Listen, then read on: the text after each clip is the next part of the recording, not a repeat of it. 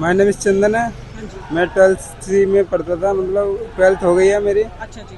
कहाँ तो पर मैं पढ़ते थे आप? ये पढ़ता था समयपुर बादली की साइड में। अच्छा जी। और अभी हम आए थे यहाँ जंतर मंतर पे, मतलब इनके साथ में सपोर्ट करने। तो हम यहाँ पे इन्होंने हाथापाई भी करी थी और स्मोक ऐसा फेंका था जिससे आंखें लाल हो गई थी और सांस अच्छा, भी नहीं ले टीयर पा रहे थे। अच्छा। और उनने बंदूक की भी धमकी दी थी, मतलब इतना ज़्यादा वो करा था। मेरे पास वीडियो भी है। अच्छा। आपको पब्लिक उधर विधानसभा का वो है ना, जो वहाँ पे जाने को कर रही थी, तो उन्होंने वहाँ रोका था, पर पब्लिक वो तोड़ के जा रही थी।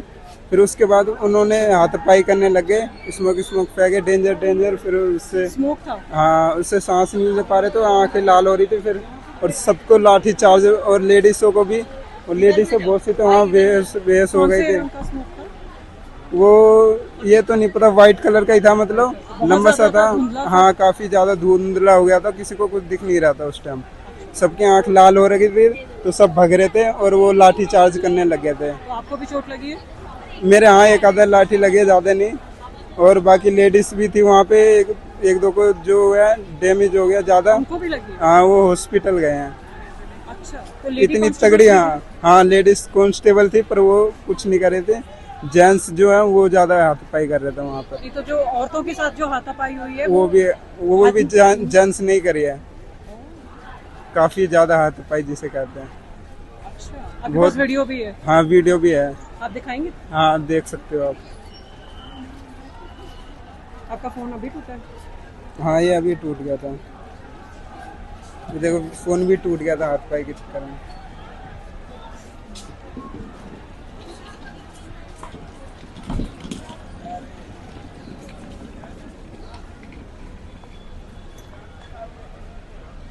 ये देखो, यहाँ पे ये बातचीत हो रही थी, पहले ये बातचीत हो रही थी वहाँ पर। फिर यहाँ कुछ नहीं हुआ, फिर हाथापाई वाला शायद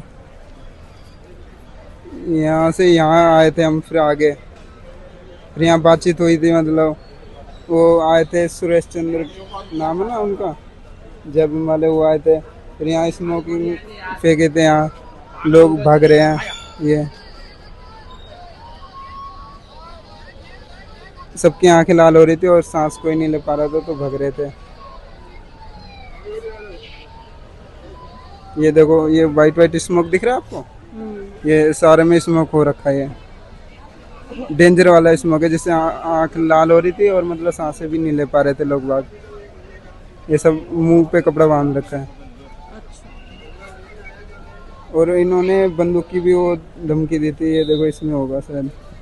ये देखो, राइफल दिखा रहे हैं, राइफल दिखा कर धमका रहे हैं। हमने किसी भी प्रोटेस्टर को कुछ पत्थर मारते हुए कुछ देखा है? ऐसे कोई नहीं, प्रोटेस्टर वो नहीं, वायलेंट करे? बोतल वोटल बंदे जो है ना, एक दो ने बोतल वोटल मारी थी बस। और ये वो पहले मतलब उन्होंने शुरुआत की थी? नहीं, पहले उधर ही से हुई थी स्टार्ट। पुलिस से? हाँ, एक आधा, मतलब 100 में से एक आधा तो बोतल वोटल मार देता, तो उन्होंने बोतल वोटल चप्पल वप्पल जो भी है, एक दो ने मार दिया था बस। बाकी उन्होंने नहीं करा था जो सोचा। काफ़ी ज़्यादा हाथापाई हुई थी। और अभी कुछ नहीं हो सकता, सरकार ऐसी है। अब यहाँ पे इतना भीड़ भाड़ हो रहा है, सब दंगे फसाद हो रहे हैं। पुलिस वाले बैच हटा के मार रहे हैं किसी को भी। स्वच्छता के नाम में? हाँ, नाम ना पता चले, और मार्क्स वार्क्स लगा ले रहे हैं अपने। और पता नहीं कहाँ कहाँ से पुलिस आई है जो भी है।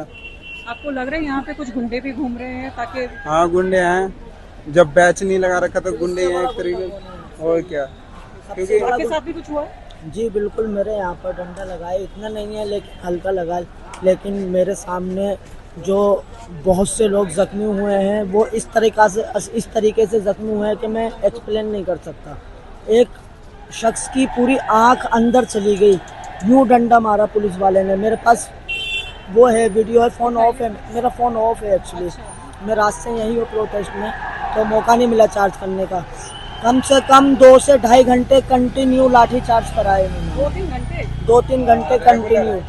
और कुछ इतने जख्मी हैं, उनको इस तरीके से घसीट के ले जाया गया है, मतलब एम्बुलेंस में बैठे हुए थे, वो वहाँ से घसीट कर थाने के अंदर लेके गए, जिनकी टांगे टूटी हुई हैं और सर फटा हुआ है। हॉस्पिटल नहीं लेके गए? हॉस्पिटल किसी को नहीं लेकर गए। उसके बाद भी लेडीज़ों के साथ बदतमीजी करी है, लड़कियों को भी मारा है यहाँ तक।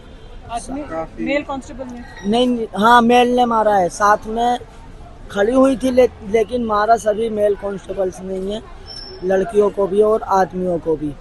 इतनी बुरी तरीके से लाठीचार्ज हुई है। क्या हम पीसफुल प्रोटेस्ट नहीं कर रहे थे यहाँ पर? हमने गलती क्या की है, बस ये बता दिए। हम अपने हक के लिए आवाज़ उठा रहे हैं, ये हमारी गलती है, हैं? हमारा राइट्स नहीं है इस देश के अंदर आवाज़ उठाने का। क्यों हुआ है देश हमारा फिर आज़ाद? आप कहाँ से आए हैं? मैं ताल्लुक़ रखता हूँ शिकारपुर से, जो कि बुलंदशहर डिस्ट्रिक्ट में पड़ता है। ये एक टाउन है। दिल्ली में रहते हैं लेकिन अभी आप? जी, मैं रिसेंटली दिल्ली में ही रहता हूँ और मैं Student हैं आप कंटिन्यू जी मैं कंटिन्यू आ रहा हूँ यहाँ पर प्रोटेस्ट में।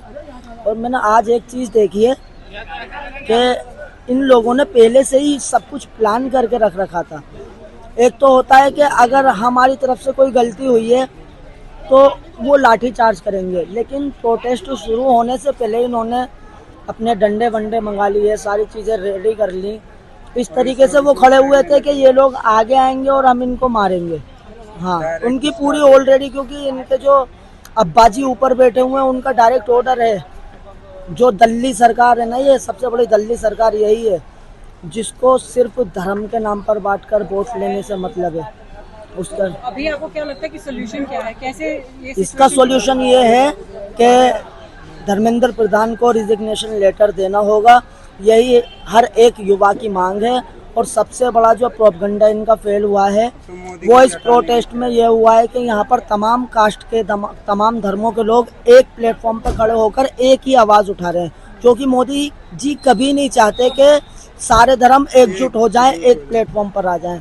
उनका सबसे बड़ा प्रोपगंडा यही था कि राम मंदिर के नाम पर मुसलमानों से लड़वाया, हम राम जी को लाएंगे, राम जी को लेकर भी आए, फिर राम जी का माल भी चुरा लिया है। ये कौन सा तरीका है इस देश के अंदर है? तो मंदिर भी बनवा रहे हो, फिर चोरी भी उसी में खुद कर रहे हैं। थोड़े थोड़े बच्चे जैसे पहले बैरिकेटिंग बंद किए हुए हैं, अब बैरिकेटिंग खोलेंगे और थोड़े बच्चे जैसे चले जाएंगे 100-150, फिर उनको मार के वहां से भी दूसरी साइड से निकालेंगे, फिर खोलेंगे, फिर मार के फिर निकालेंगे। और फिर जब देखेंगे कि बैरिकेटिंग हम, जब वो ऐसा देखेंगे कि बैरिकेटिंग हम तोड़ेंगे सब, फिर आंसू वाले गोले फेंक देते। साला इतना पूरा मुंह में लगता है, आंखों में ठीक है। और मैं वहीं पे था, अभी भाग के आया हूँ। और ऐसे मारते हैं ना खींच के, एक बंदे को एक ही डंडा मारते हैं, दूसरा नहीं मारते।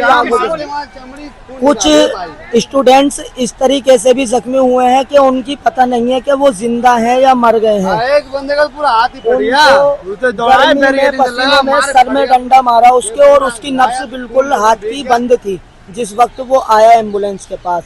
फिर भी उसको घसीटकर अंदर लेकर गए थाने में। आपके युवाओं के लिए क्या मैसेज है? कुछ लोगों को मेरा युवाओं के लिए बस एक ही मैसेज है कि भले ही हम पिटते रहेंगे, हम मार खाते रहेंगे, लेकिन हमारी मांग नहीं बदलेगी।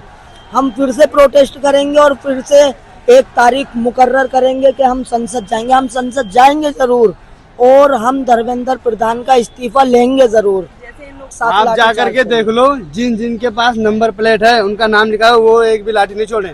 और आधे से ज्यादा पुलिस बिना नंबर प्लेट के हैं, वो लाठी नंबर प्लेट हटाकर नेम प्लेट हटाकर अपनी इस वीआईपी एरिया में घूम रहे हैं।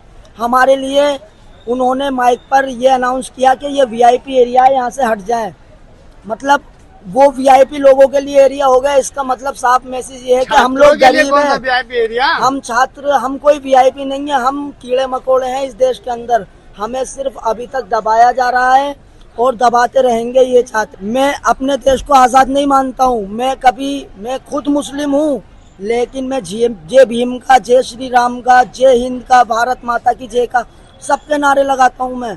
लेकिन मैं ये नहीं सोचता जैसे सोनम वांगचुक सर को जिस तरीके से किडनैप किया गया है, जिस तरीके से ये किडनैपिंग है, जबरदस्ती किसी को उठा के ले जाना बिना उसकी इजाजत के। किसी भी लॉ में, संविधान में नहीं लिखा हुआ है कि बिना इजाजत के तुम किसी को, और एक अच्छे साइंटिस्ट को अबे साले उठ के तुम चादर में लिपेट के, ब्लैंकेट में लिपेट के उठा के लेके जा रहे हो। तो यहाँ पर आज़ादी खत्म हो गई इंसान की अपनी आवाज़ उठाने की। ठीक है, वी आर नॉट फ्रीडम। हम अभी आज़ाद नहीं हैं। अभी आज़ाद जब होंगे जब ये सरकार चली जाएगी। हमें आज़ादी सरकार से चाहिए। We are not freedom in